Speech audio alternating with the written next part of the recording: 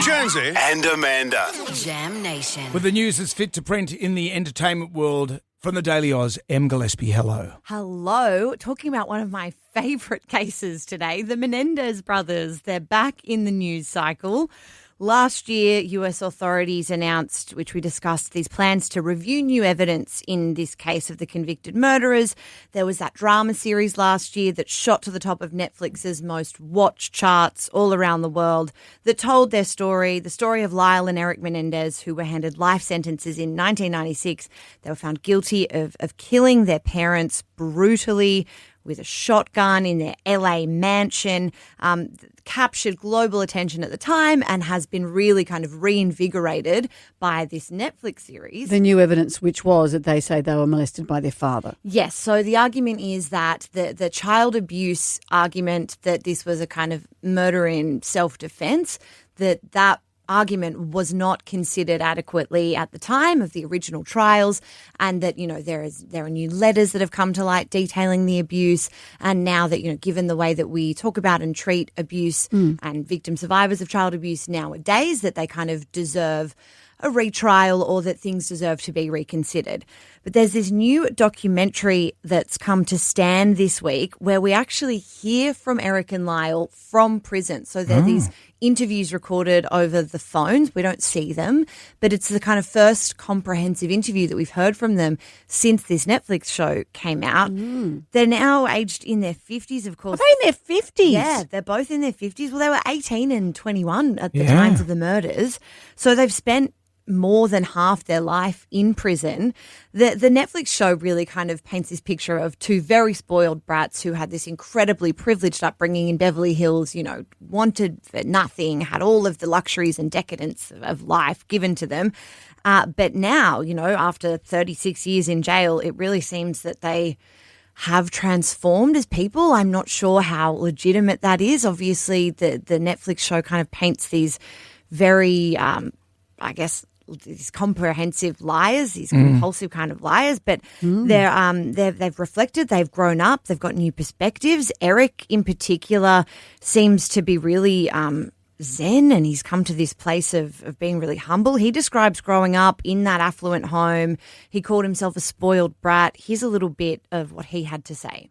I had deep insecurity issues and tried to hide those issues, and I was taught that you do it through the best clothes or the best car or whatever of those things that we now know is completely dysfunctional and frankly just a sign of internal pain. I look back and I'm so ashamed and embarrassed about even the little things that I did in life, but I'm beginning to like myself and be proud of myself and find it okay to like myself. I thought it was really interesting. In prison, they've been really involved in these kind of community rehabilitation style programs. They work with other prisoners who are victims of abuse. They work on a suicide prevention program. They work in hospice care. So they've been certainly keeping very busy. But detectives who were on the case kind of argue that all of that is just about It's part of the act. It's part of the act. It's an image kind of rehab, sort of reputational transformation to convince a judge basically that they should get out. I was really curious about whether or not they had seen the Netflix show because, of course, it's the reason we're now talking about them. It's the reason this new evidence has come to light. Here is what Lyle had to say on the Netflix show in this Stand doco. It really did actually move a lot of people to understand the childhood trauma that Eric and I suffered and particularly the horrific stuff that Eric suffered. I feel in the end, a lot of people were educated about what can happen even in rich, in affluent homes behind walls and behind hedges. And so I think it opened a lot of people's eyes, and that's always a good thing. What's he sharing the cell with a beatboxer? That would be the worst thing. That'd be hard time. You share a cell with a beatboxer. And he sounds middle aged. It's amazing. But so it is amazing. This is streaming on Stan. It's streaming on Stan, but it's all kind of culminating in, we've got a few key dates coming up in terms of what happens with this case. There is a hearing in mid-April and there is a parole board decision to be handed down in June. So there are a couple of things that could happen. The parole board could decide that they have, been rehabilitated, that they're no longer a danger to society and they should be released. The hearing in April could re-sentence them from downgrading their charges from murder to manslaughter. That could see them immediately released or their sentences reduced.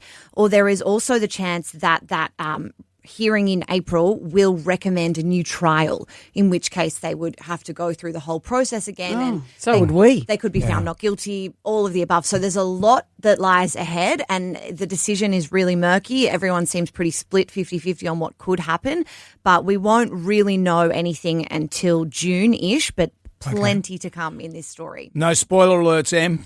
No spoiler alerts. I want to know what happens to her. Well, the parents have died. Amanda, really? Come on. You can catch the documentary on Stan. Good on you. Em Gillespie. Check her out at the Daily Oz.